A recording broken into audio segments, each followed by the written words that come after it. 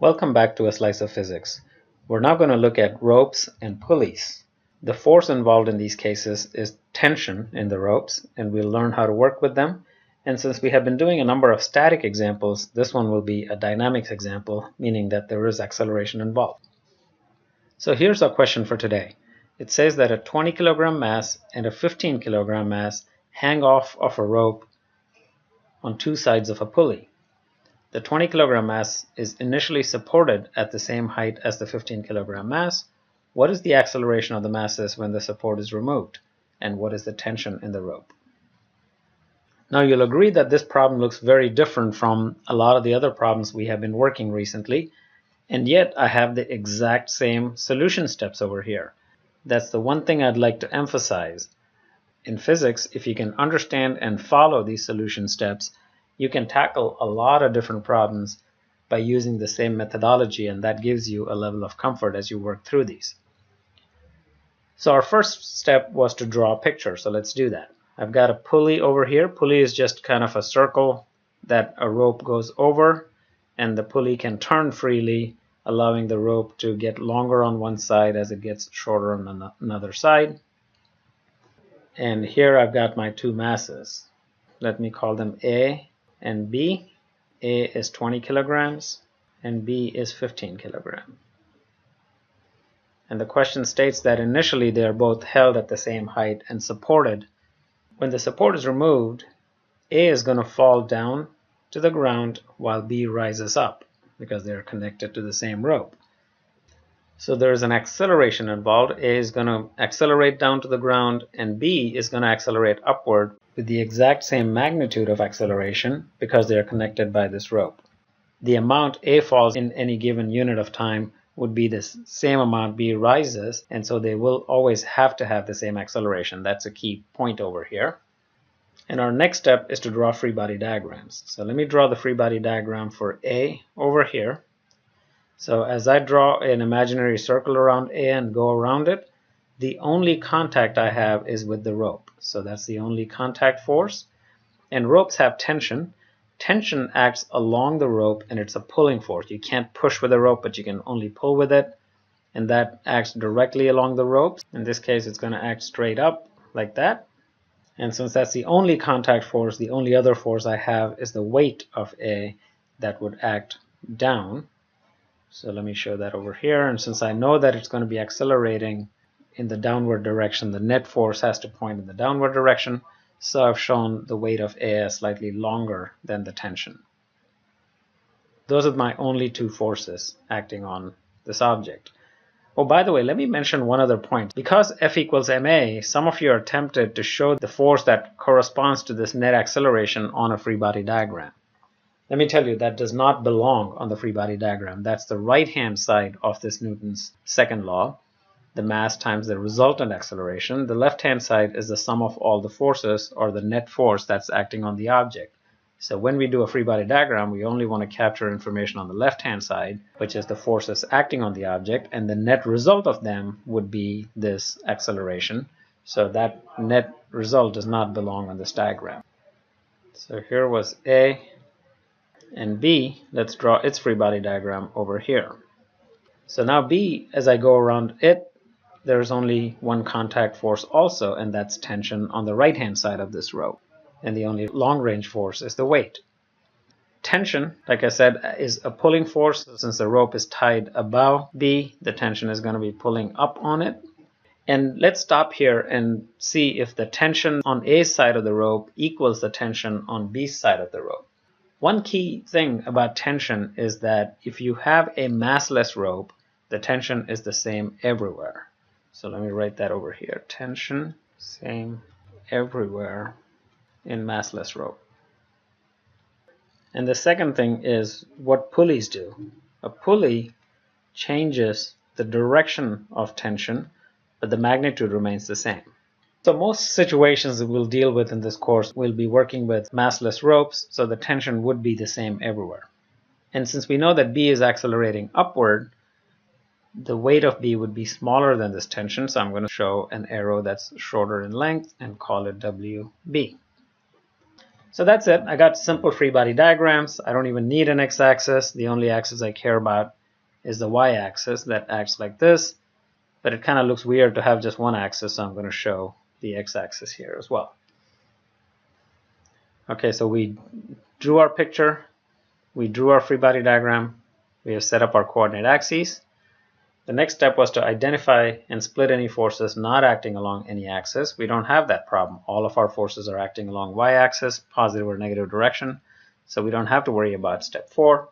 And so we can move on to step 5, and we only have the y-axis to deal with. So back to mass A, sum of forces in the y direction is mass times acceleration in the y direction. And so this gives me plus T minus WA, which I'm going to write as MA times G.